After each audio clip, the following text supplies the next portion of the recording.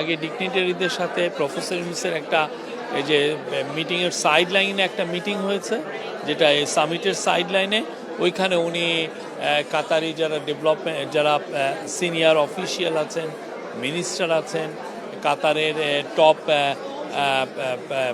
ডিগনিটারি যারা আছেন তাদের সাথে কথা হচ্ছে, এবং বিদেশের থেকে অনেকে আসছেন, অনেকে মিনিস্টার আসছেন, যারা ডিগনিটারি এখানে আসেন তাদের সাথে ওনার একটা প্রথম দিকে একটা মিটিং হয়ে গেছে, যেটা ছবি আপনারা দেখেছেন যে আমরা শেয়ার করেছি।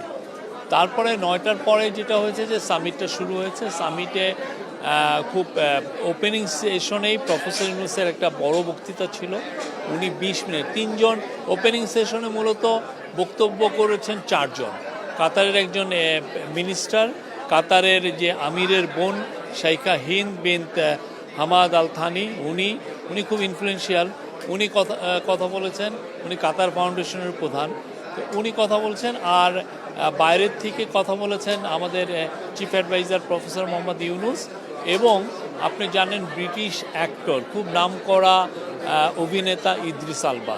ইদ্রিস আলবার সবচেয়ে বড় জিনিস হচ্ছে ইদ্রিস আলবা কিন্তু বড় বড় ফিল্মে তো করেনও, অ্যাট দ্য সেম টাইম উনি কিন্তু আফ্রিকা ওয়াইড একটা চ্যারিটি করেন। এই চ্যারিটিটা খুব নামকরা একটা চ্যারিটি। তো ইদ্রিস আলবার সাথে একটা কোশ্চেন অ্যান্সার সেশন হয়েছে, আর প্রফেসর ইউনূস 20 মিনিটের একটা বক্তব্য দিয়েছেন। ওনার বক্তব্যর মূল বিষয়বস্তু ছিল যে কিভাবে মাইক্রো ক্রেডিট এবং সোশ্যাল বিজনেস কিভাবে মানুষের জীবনকে ট্রান্সফর্ম করে, সেটা বাংলাদেশেই হোক আমেরিকাই হোক, এই পুরো বিষয়টা উনি তুলে ধরেছেন, এবং এটা কিভাবে মানুষকে হোপ যোগায় এই জিনিসটা। উনি এটাকে আরও যাতে মানুষ যাতে এটা দোরগোড়ায় যাতে পৌঁছে যায় পৃথিবীতে, যাতে সোশ্যাল বিজনেস আরও আমরা শুরু করতে পারি। সোশ্যাল বিজনেসের মূল যে কনসেপ্ট, যে স্পেসিফিক একটা ইস্যু ধরে, একটা প্রবলেম ধরে, প্রবলেমকে সলভ করার জন্য একটা সোশ্যাল বিজনেস করা, এগুলো নিয়ে উনি 20 মিনিটের একটা, আমি বলি যে চমৎকার একটা ভাষণ দিয়েছেন। আমরা এটার ভাষণের কপি আপনাদের সাথে শেয়ার করবো। বাট এইখানে যেটা হচ্ছে যে ওরা অত বেশি আমরা দেখলাম যে এটা বাইরে ফল আউট চাচ্ছে না। এটা খুবই ক্লোজ ডোর একটা ইভেন্ট, বাট প্রচুর বাইরে থেকে প্রচুর লোক আসছেন, আফ্রিকার অনেক লিডার আসছেন, অনেক মিনিস্টার আসছেন। এই আর এখন উনি জাস্ট ওপেনিং সেরিমনি শেষে উনি এখন ওনার সাথে উনি কল অন করছেন হচ্ছে কাতারের যে কুইন, হ্যাঁ কুইনের, কাতারের যে কিং শেখ তামিম আল হামাদ আল থানি, তার মা শেখ মৌজা, আপনি জানেন শাইখা মৌজার সাথে, এবং শাইখা মৌজার মেয়ে শাইখা হিন্দ, যিনি এইটা আর্টনা সামিটের মূল উদ্যোক্তা, ইনাদের সাথে একটা মিটিং হচ্ছে। এই মিটিংটার বাংলাদেশ এবং কাতারের মধ্যে সম্পর্ক আরও সুদৃঢ় করার জন্য এই মিটিংটা খুবই বড় একটা ভূমিকা পালন করবে।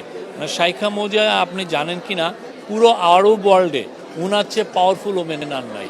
উনি খুবই পাওয়ারফুল ওমেন।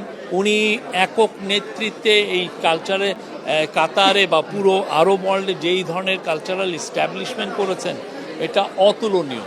কাতারে যে দেখবেন যে ইসলামকে নিয়ে যে একটা বড়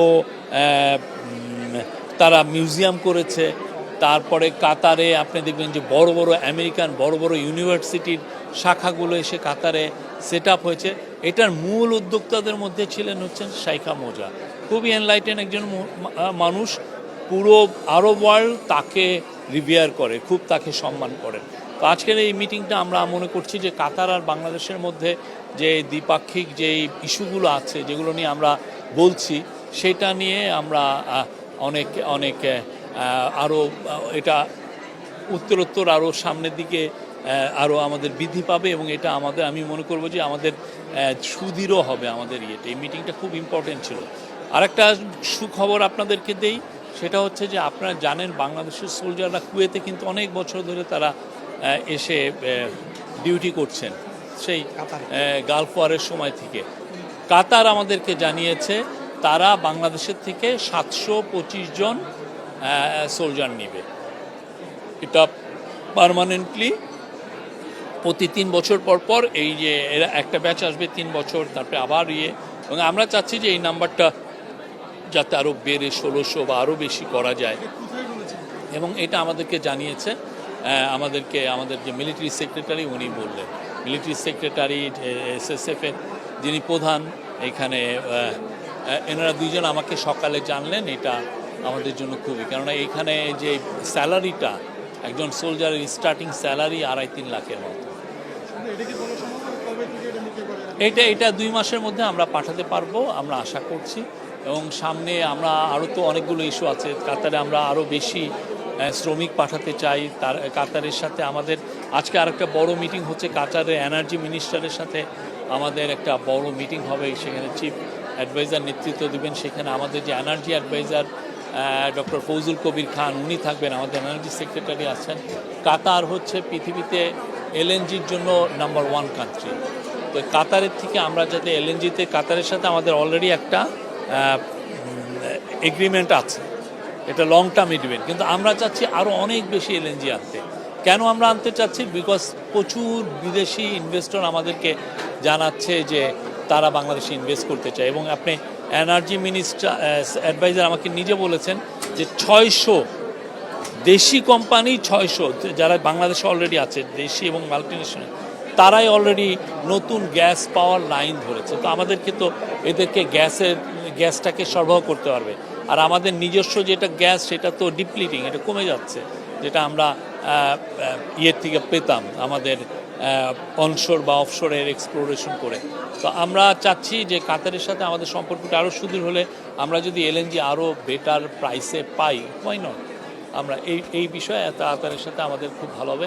কাতারের কাছে আপনি জানেন পতিত স্বৈরাচার প্রচুর টাকা রেখে গেছিলেন, কয়েকশো মিলিয়ন ডলার কাতারের দেনা তারা দেননি। এবং এতে যেটা হচ্ছে যে কাতারের সাথে এক ধরনের দূরত্ব তৈরি হওয়ার সম্ভাবনা দেখা গিয়েছিল।